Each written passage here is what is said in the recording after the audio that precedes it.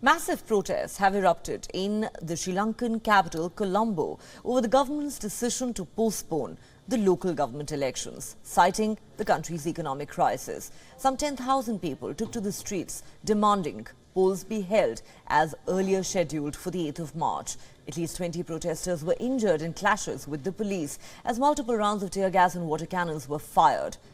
The protests were organized by the NPP party. The Election Commission had earlier announced that local government polls would be held on the 8th of March, but then later these elections were cancelled by President Ranil Wickremesinghe, who argued that the government's priority was rebuilding the economy and not politics.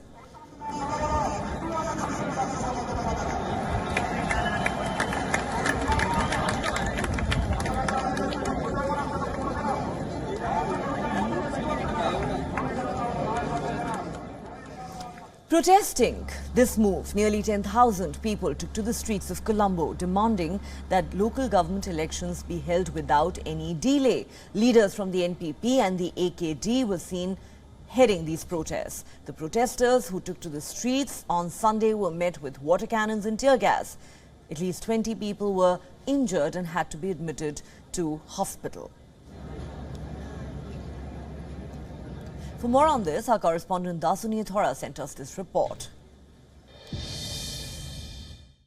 The protest march organized by the National People's Power, also known as the JVP, drew to a close here in Colombo, where Colombo did see a large number of protesters, surely over 10,000 supporters of the NPP who gathered here at the town hall roundabout to voice their protest and concern with delaying the local government election. Now, also speaking at the rally, all party leaders of the National People's Power movement did stress on the fact as to the government's failure to uphold democracy and hold the much postponed elections.